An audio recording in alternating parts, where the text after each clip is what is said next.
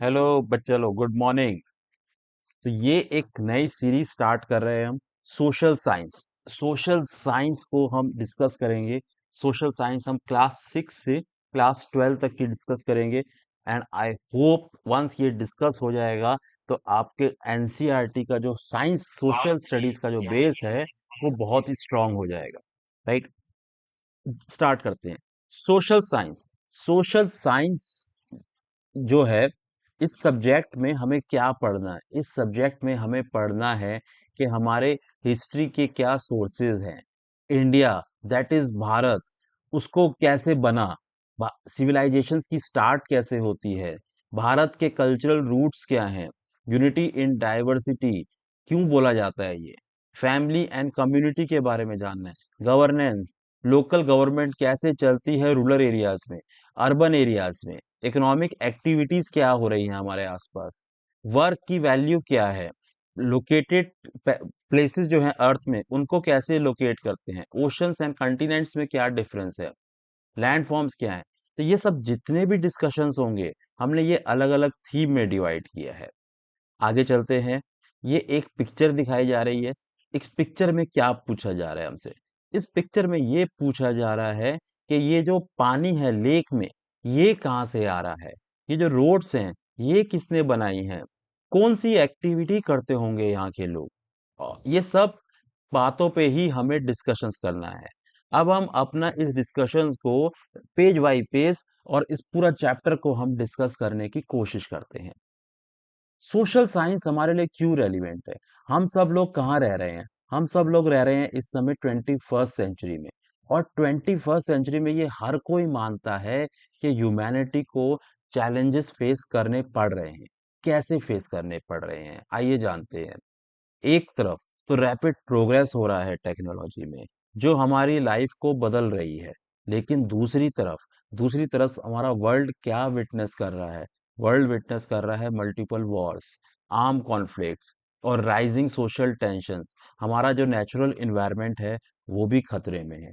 तो यानी एक तरफ तो हम तरक्की कर रहे हैं, पॉसिबिलिटीज है डेवलपमेंट की, लेकिन दूसरी तरफ चैलेंजेस भी हैं। धीरे धीरे वर्ल्ड के लोग अब ये सोच रहे हैं कि हम अपनी प्रॉब्लम्स जो ह्यूमैनिटी फेस कर रहा है इसको कैसे सॉल्व कर सकते हैं, कैसे हमारा समाज, सोसाइटी एक पीस और हार्मनी में रह सकता है, कैसे हम अपनी ब्यूटीफुल अर्थ को प्रोटेक्ट कर सकते हैं, जिसको हम सब शेयर कर सकते हैं, and protect it not only for our self but also for the species जो यहाँ पे रहती हैं। ठीक है, तो ये सब क्वेश्चंस के हमें आंसर करने हैं। ये फंडामेंटल क्वेश्चन सिंपल है, लेकिन जो इसके आंसर हैं वो सिंपल नहीं है। वो सिंपल हो ही नहीं सकते हैं, क्योंकि ह्यूमन सोसाइटी इतनी ज़्यादा डाइवर्स है और कॉम्प्लेक्स है।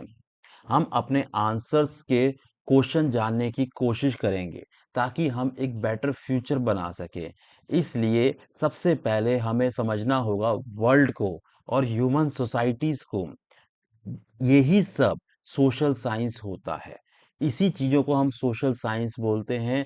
मतलब जिस सोसाइटी में हम रह रहे हैं हमें उसको समझना है, और फिर जो यहाँ पे ह्यूमैनिटी, ह्यूमन बीइंग और बाकी के जो स्पीसीज एग्जिस्ट कर रहे हैं उनको समझना है। आप सोच रहे होंगे कि साइंस की तरह जैसे कि फिजिक्स और केमिस्ट्री तो ये नहीं है, लेकिन फिर भी ये साइंस क्यों है? ये जो डिसिप्लिन है, यानी ये जो सब्जेक्ट है, ये कोई साइंटिफिक मेथड यूज नहीं करता है, लेकिन ये किस पे फोकस करता है? ये फोकस करता है ह्यूमन सोसाइटी में, जो कि बहुत ज़्यादा डाइवर्स है, जिसने अपने अलग अलग प्रोसीजर्स बना रखे हैं और उनके फिक्स्ड रिजल्ट हैं the science come up with. Social science में बहुत सारे सब डिसिप्लिन्स भी होते हैं, इसके बहुत सब डिसिप्लिन्स भी हैं, जैसे geography, history, political science, economics, sociology, anthropology, archaeology, psychology and few more. लेकिन जब हम लोग स्टूडेंट्स होते हैं, क्लास 6 से क्लास 12 तक के स्टूडेंट्स होते हैं, तो हमारा कौन सा स्पेयर कवर होता है? Geography, history, political science, economics, sociology, anthropology, archaeology, psychology, ये सब ऑप्शनल सब्जेक्ट्स होते हैं।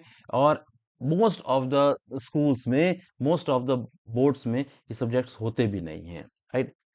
So you will find these subjects once you pass out your class 12th or doing some professional courses. आपको इन सब term से डरना नहीं है। आप इसमें से कुछ ही डिसिप्लिन्स जो है स्टडी करेंगे सेकेंडरी स्टेज में। मिडिल स्टेज में हम इसमें क्लासिफिकेशन नहीं करते हैं। इंस्टेड हमने 5 ब्रॉड थीम्स ली हैं। अब इन्हीं ब्रॉड थीम्स को हम डिस्कस करते हैं। सबसे पहली थीम ए है India and the world. Bharat और उसके लोग, भारत और world, land and the people. जो पहली थीम हम इंक्लूड कर रहे हैं वो क्या है? ज्योग्राफिकल बेस है, ज्योग्राफिकल वर्ल्ड जो है उसका बेस है। कुछ इंपॉर्टेंट फीचर्स हैं हमारा प्लैनेट और वे किस तरीके से वो रिप्रेजेंट करता है मैप में, इसलिए ये थीम इंपॉर्टेंट है। जब हमें आज एक्सीलेंट मैप मिल सकते हैं ऑन फोन पे, तो ये क्यों इम्पोर्टेंट है? क्योंकि ये डील कर रहा है, मैप से ज़्यादा भी समझाता है हमें। ये हमें बताता है ज्योग्राफिकल फीचर्स के बारे में, ओशंस के बारे में, माउंटेन्स के बारे में, रिवर्स के बारे में, हमारी एंटायर सिविलाइजेशन कैसे शेप हो रही है थ्रू आउट द हिस्ट्री, उसके बारे में बताता है। ये हमें बताता है नेचुरल सेटिंग्स ने किस तरीके से कंट्रीब्यूट किया है एशियन सिविलाइजेशन को यूनिक वे में। दूसरा है theme B, tapestry of the part. Tapestry एक लार्ज पीस है कैनवस का, जैसे कि क्लोथ यूजली एक वॉल में जब टांगा रहता है उसमें कुछ पिक्चर्स होती हैं, डिजाइन होती हैं, और जो कि हमें उसकी हिस्टोरिकल नरेटिव बताते हैं। हमारी टेपेस्ट्री वहां पर is where we will be painting scenes from the past, जहां से हम अपने पास्ट के सीन्स देखेंगे, बिगिनिंग विद इंडिया पास्ट। लेकिन हमें इन सब से पास्ट से इतना क्यों कंसर्न है? क्योंकि अगर हम पास्ट को समझेंगे तो ही प्रेजेंट को समझ सकते हैं। और इस चैप्टर में ये थीम हमें इस कनेक्शन को क्लियर कर देती है। पास्ट एक मेजर सोर्स है हमारी आइडेंटिटीज का। ये हमें समझने में हेल्प करती है कि हम कौन हैं और हम कहाँ से आए हैं। पास्ट हमारे साथ आज भी है। History unfortunately not all happy developments हुए हैं, लेकिन फिर भी ये जानना जरूरी है कि लोग, गवर्नमेंट, रूलर्स कहाँ पे गलत हुए और क्यों हुए। तभी हम इस रिपीटिंग मिस्टेक्स को, एरर्स को खत्म कर सकते हैं। तीसरा जो थीम है हमारा इसमें, कि हमारा कल्चरल हेरिटेज कैसा है, हमारा नॉलेज ट्रेडिशन कहाँ से आता है।